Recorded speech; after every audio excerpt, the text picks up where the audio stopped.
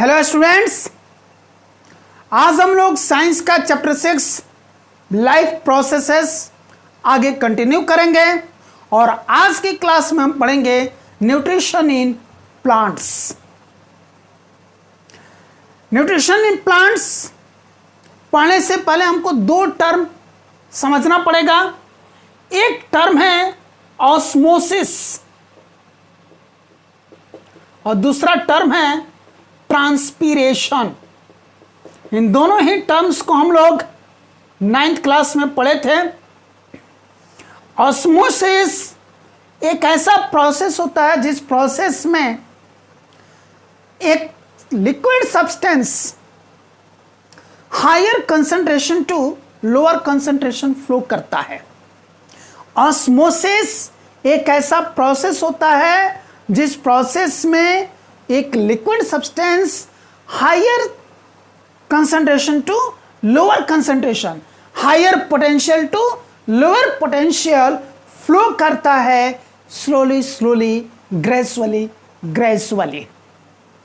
किसके through? Through a porous membrane. एक porous membrane के थ्रू ऐसा फ्लो होता है। तो इस तरह का फ्लो हम कहां देखते हैं? सेल्स में। कोई भी जो एक सेल होता है उसका जो आउटर मोस्ट कवरिंग होता है जिसे कि हम लोग सेल मेम्ब्रेन कहते हैं या फिर प्लाज्मा मेम्ब्रेन कहते हैं या फिर सेलेक्टिवली परमिएबल मेम्ब्रेन कहते हैं। ये एक एनिमल सेल का आउटर मोस्ट लेयर होता है और एक प्लांट सेल का सेकेंड आउटर मोस्ट लेयर होता है, क्योंकि सेल मेम्ब्रेन या प्लाज्मा मेम्ब्रेन के बाहर एक सेल वॉल भी होता है। तो ये जो सेल मेम्ब्रेन है, प्लाज्मा मेम्ब्रेन यानी कि सेलेक्टिवली परमेबल मेम्ब्रेन, यही एक पोरस मेम्ब्रेन है। इस मेम्ब्रेन के थ्रू वाटर ग्रेजुअली स्लोली धीरे धीरे फ्लो करता है higher concentration to lower concentration. यानी कि जब वाटर का कंसंट्रेशन या पोटेंशियल सेल के बाहर अधिक होता है और सेल के अंदर कम होता है तो वो सेल के बाहर से सेल के अंदर फ्लो करता है, और जब उसे वाटर का कंसंट्रेशन सेल के अंदर ज़्यादा होता है और सेल के बाहर कम होता है तो वाटर का फ्लो सेल के अंदर से बाहर की तरफ होता है। तो ये हो गया ऑस्मोसिस। फिर दूसरा जो टर्म है हमारा वो है transpiration. Loss of water through leaves of plants is called as transpiration. Plant के लिव्स के जरिए जो लॉस ऑफ वाटर होता है, हाई हीट की वजह से, एक्सेसिव सन्स हीट की वजह से जो वाटर इवापोरेट होकर लॉस होता है थ्रू प्लांट लिव्स, उस प्रोसेस को हम लोग ट्रांसपीरेशन कहते हैं। अब हम आते हैं अपने एक्चुअल टॉपिक पर कि न्यूट्रिशन इन प्लांट्स कैसे होता है। इस चीज को यहां पर हम लोग जानेंगे step by step. First step हम देखते हैं कि जो प्लांट के रूट्स होते हैं वो सॉइल में होते हैं और प्लांट्स ज्यादातर जो न्यूट्रिएंट्स अपने ऑब्जर्व करते हैं, मेजॉरिटी ऑफ जो न्यूट्रिएंट्स ऑब्जर्व करते हैं वो फ्रॉम सॉइल ही ऑब्जर्व करते हैं, सॉइल में से ही ऑब्जर्व करते हैं। बेसिकली सॉइल में से प्लांट्स जो ऑब्जर्व करते हैं वो ऑब्जर्व करते हैं वाटर एंड अदर न्यूट्रिएंट्स जो होते हैं उसी वाटर में डिसॉल्व रहते हैं। यानी कि जब प्लांट के रूट्स वाटर ऑब्जर्व करते हैं तो साथ साथ अदर न्यूट्रिएंट्स भी ऑब्जर्व हो जाते हैं। तो यहां पर हम बेसिकली वाटर के ऑब्जर्वेशन की बात करेंगे। प्लांट के रूट्स कहां है? सॉइल के अंदर है और सॉइल के अंदर वाटर का कंटेंट ज्यादा होता है। प्लांट रूट के जो सेल्स हैं उन सेल्स के अंदर वाटर का कंसंट्रेशन कम होता है। जाहिर सी बात है कि ऑस्मोसिस प्रोसेस की वजह से वाटर का फ्लो सॉइल में से प्लांट के रूट सेल्स के अंदर होगा, यानी कि वाटर सॉइल में से प्लांट के रूट सेल्स के अंदर फ्लो करेंगे by the process of osmosis. क्योंकि सॉइल में वाटर का कंसंट्रेशन ऑफ पोटेंशियल ज्यादा है इन कंपेयर टू प्लांट के रूट सेल्स के अंदर। तो इससे क्या होता है, यहां पर वाटर के लिए अपवर्ड डायरेक्शन में एक पुशिंग फोर्स लगता है, यानी कि वाटर ऊपर की तरफ पुश होता है। और फिर प्लांट के रूट से एक कंडक्टिंग पाइपलाइन का स्ट्रक्चर गुजरती है, जिसे कि हम लोग जाइलम के नाम से जानते हो। पाइपलाइन में स्ट्रक्चर गुजरती है जो कि प्लांट के लिप्स तक जाती है।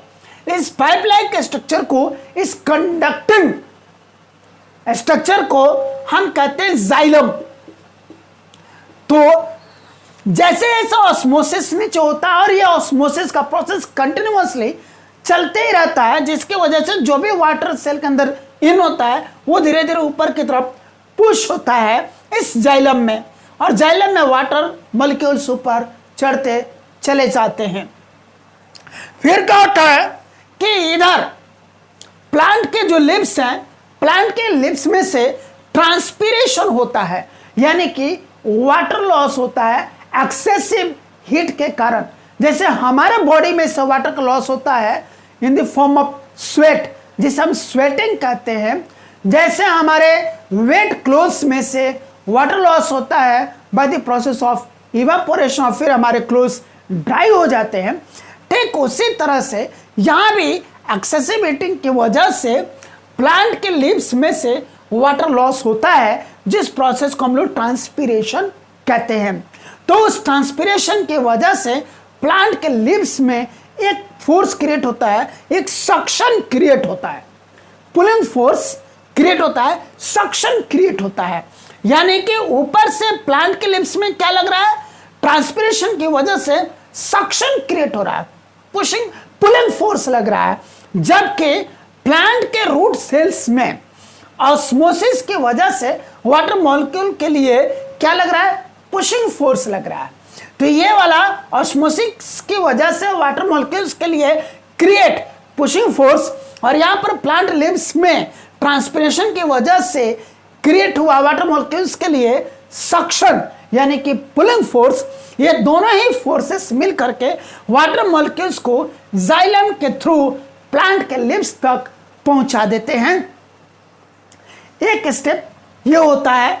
फिर क्या होता है, आप प्लांट के लीफ का स्ट्रक्चर अगर देखेंगे तो ध्यान से, अगर हम इसको एक माइक्रोस्कोप के अंदर देखते हैं प्लांट के लीफ के स्ट्रक्चर को, तो हम पाएंगे कि प्लांट के लिप्स में छोटे छोटे छोटे छोटे छिद्र होते हैं, टाइनी टाइनी पोर्स होते हैं।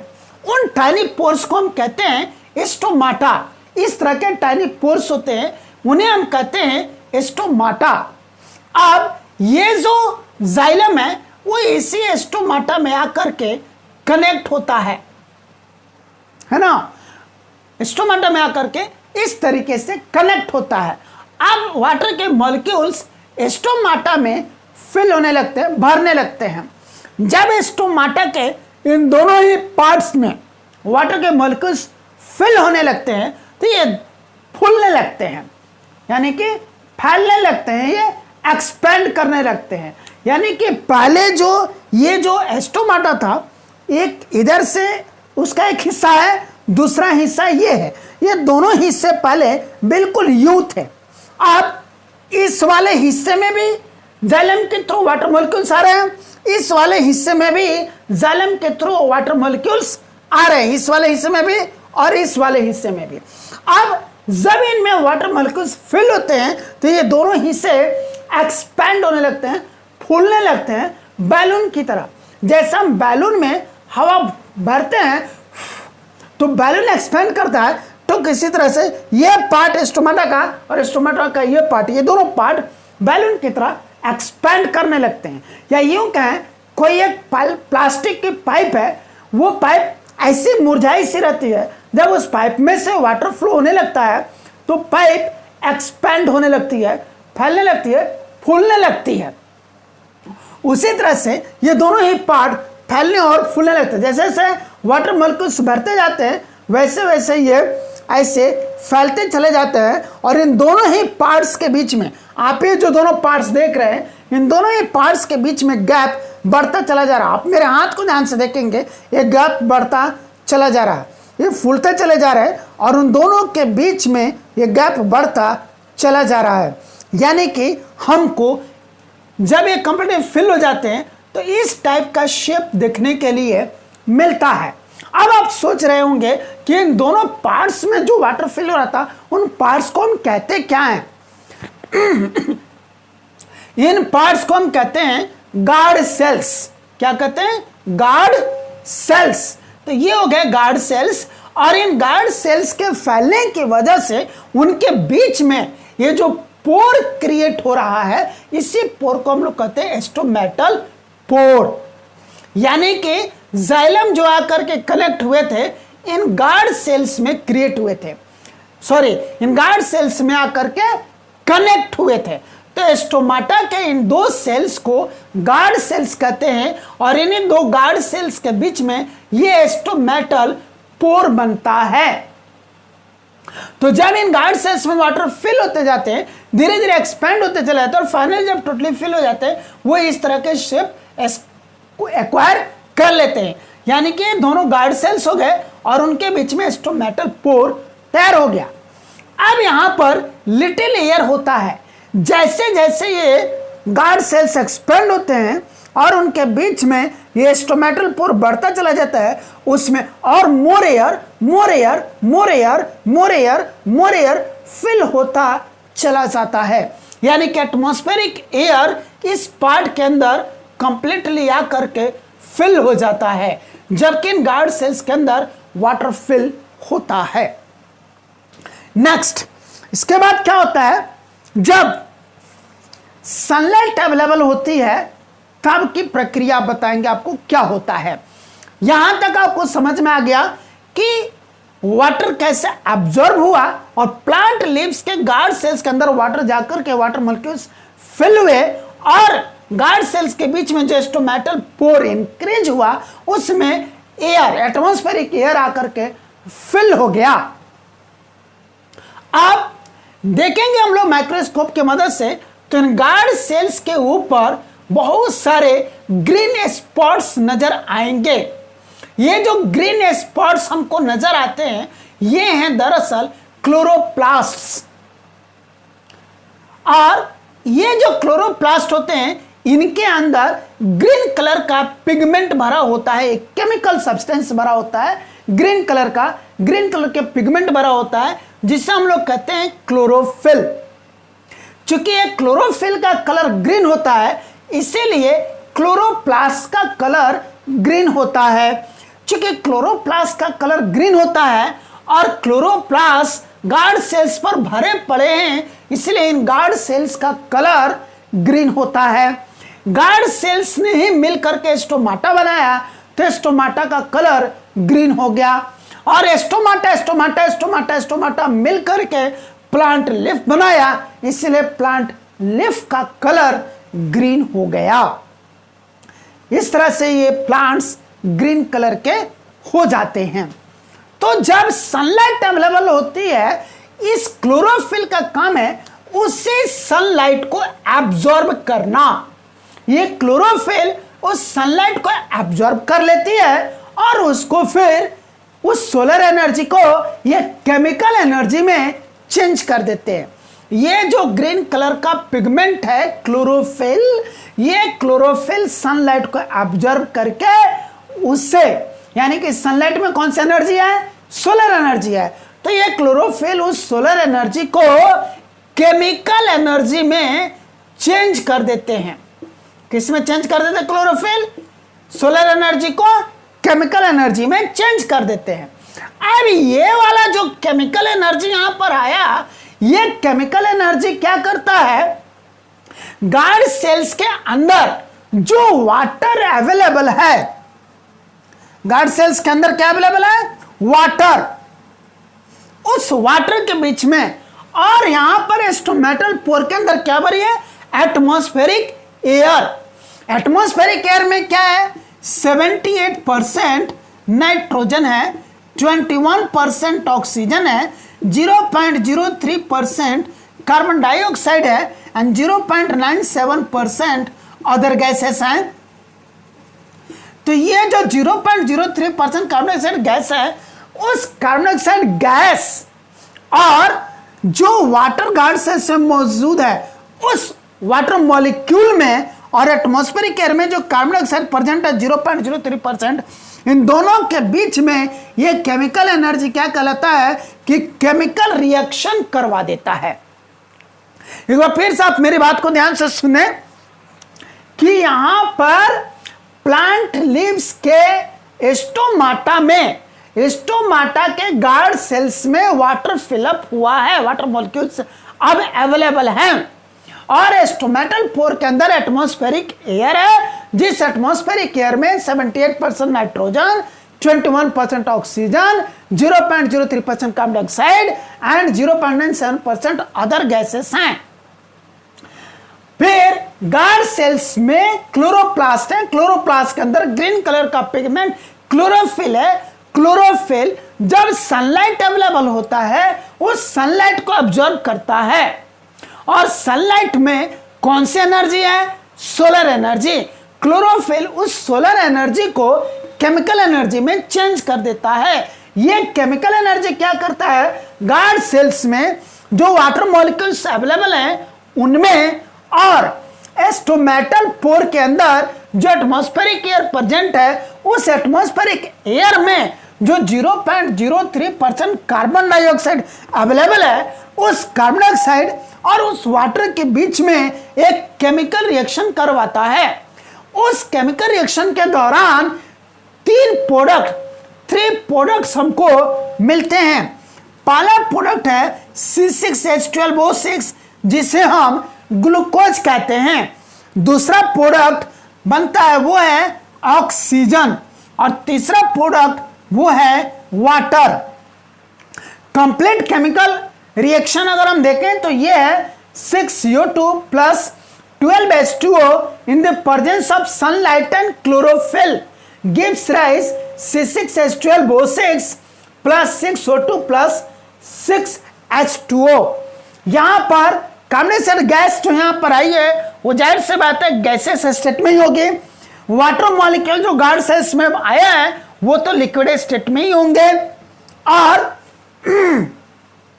ऑक्सीजन जो फॉर्म होगा वो गैसेस स्टेट में ही, वाटर के जो मॉलिक्यूल्स फॉर्म होंगे लिक्विड स्टेट में ही, बट ये जो ग्लूकोज फॉर्म होगा ये एक्वस फॉर्म में होगा। और यही ग्लूकोज प्लांट का फूड है, उसका भोजन है। यानी कि ये जो कंप्लीट प्रोसेस हुआ प्लांट्स के द्वारा अपना फूड बनाने के लिए, तो प्लांट्स ने अपना फूड खुद बनाया है, उन्होंने स्वयं बनाया है। इसीलिए उनको हम कहते हैं ऑटोट्रॉप्स, क्योंकि उन्होंने ऑटोट्रॉपिक न्यूट्रिशन किया। ऑटोट्रॉपिक न्यूट्रिशन मतलब एक ऐसा फॉर्म ऑफ न्यूट्रिशन जिसमें लिविंग बीइंग अपना फूड खुद प्रिपेयर करता है, खुद बनाता है। तो ग्रीन प्लांट्स ने भी अपना फूड ग्लूकोज खुद बनाया है, खुद प्रिपेयर किया है, और वो भी सिर्फ 2 सिंपल रॉ मटेरियल्स को यूज करके।